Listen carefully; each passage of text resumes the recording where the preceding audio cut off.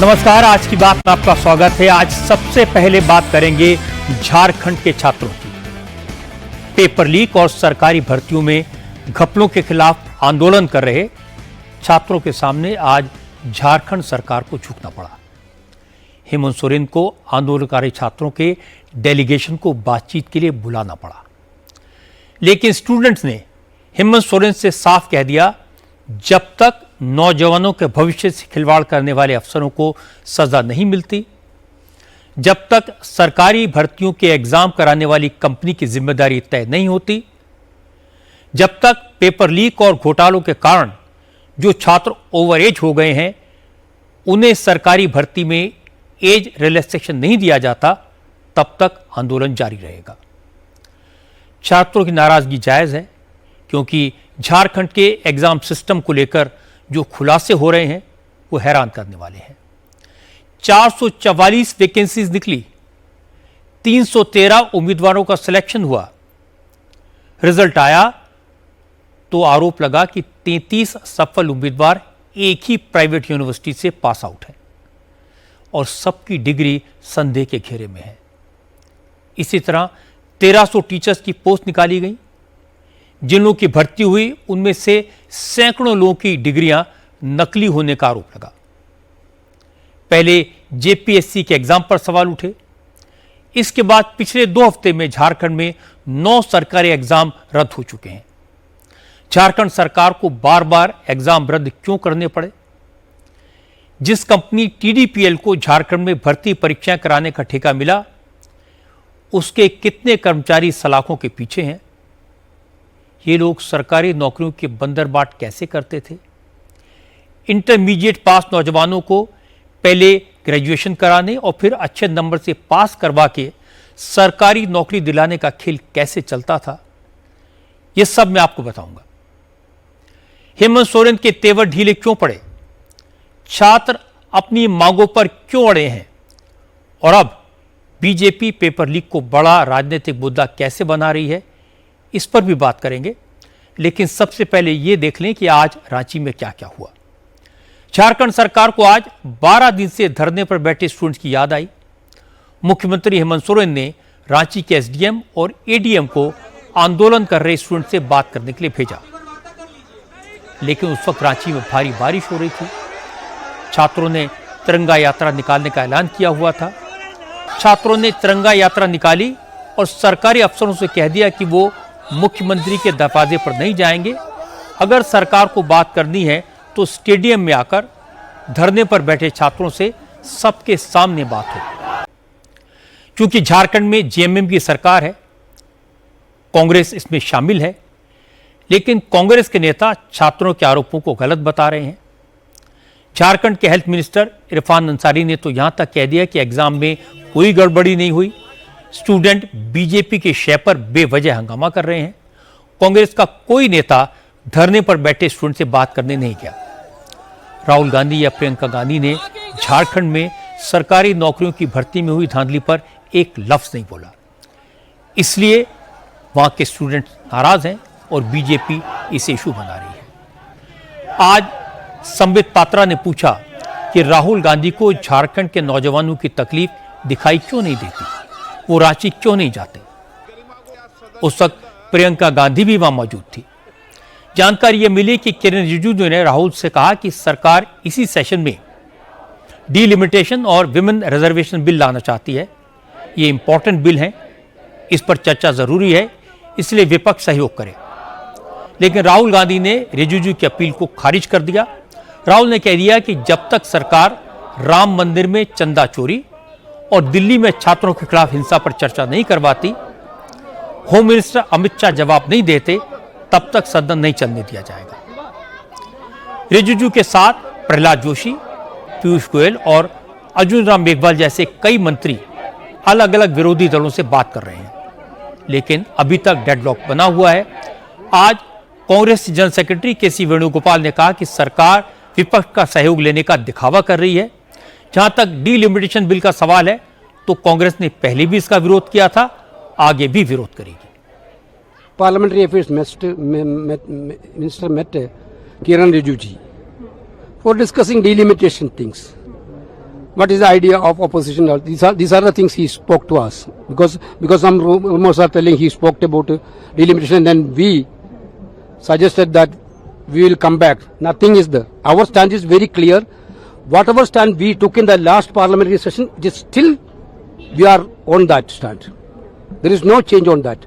Opposition stand is very clear that he cannot make confusions. His parliamentary affairs minister making confusion that informal wordings are happening, throwing out. Understood? No, this is total. What they want. What is the stand of the opposition? Whether the opposition stand has changed or not? Our stand is very clear. Our stand is not changed at all. सरकार delimitation bill के अलावा FCRA amendment bill भी लाना चाहती है। विरोधी दलों के सुझाव पर सरकार ने इसमें कुछ संशोधन भी किए हैं। इसके बाद भी कांग्रेस और वामपंथी दल इसके खिलाफ हैं। असल में foreign contribution regulation act Bharat में किसी भी व्यक्ति और संगठन को मिले फॉरेन डोनेशन को कंट्रोल करता है। ये कानून इस बात को सुनिश्चित करता है कि फॉरेन फंड का इस्तेमाल सिर्फ उन कामों में न किया जाए जो देश की संप्रभुता, आंतरिक सुरक्षा या फिर लोकतांत्रिक ढांचों को प्रभावित कर सकते हैं। डीलिमिटेशन बिल और एफसीआरए बिल का क्या होगा, इसे लेकर अभी क्लैरिटी नहीं है, लेकिन सरकार ने आज सुप्रीम कोर्ट में जजों की संख्या बढ़ाने वाले बिल को पास कर दिया। The supreme court number of जजेस अमेंडमेंट बिल लोकसभा में भी बिना बहस के पास हो गया था, लेकिन राज्यसभा में आज इस पर चर्चा हुई। पक्ष विपक्ष के नेताओं ने अपनी बात रखी। इस बिल के पास होने के बाद सुप्रीम कोर्ट में जजेस की संख्या 34 से बढ़कर 38 हो गई है। सुप्रीम कोर्ट में पेंडिंग केसेस का निपटारा जल्दी होगा, लेकिन आज राज्यसभा में इस बिल पर चर्चा के दौरान शिवसेना के सांसद मिलिंद देवड़ा ने एक महत्वपूर्ण बात कही। मिलिंद देवड़ा ने कहा कि सरकार को इस बात का भी ध्यान रखना चाहिए कि डिस्ट्रिक्ट कोर्ट्स में भी करोड़ों केस पेंडिंग है।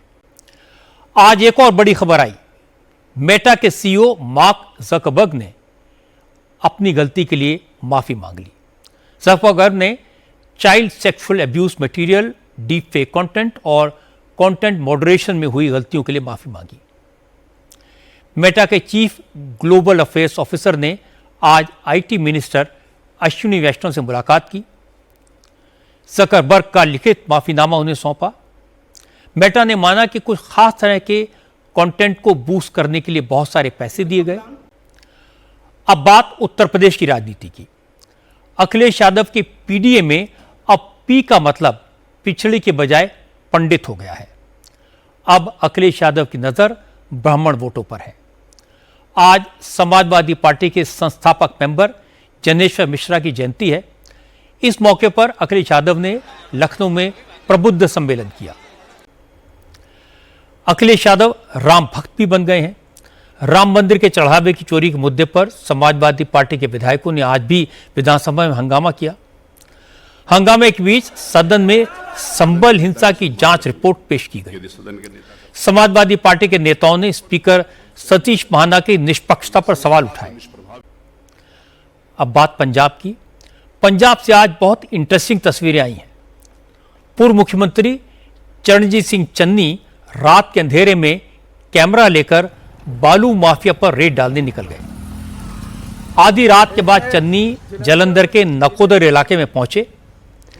इस इलाके में सतलुज नदी के किनारे बड़े पैमाने पर बालू के खनन का काम होता है।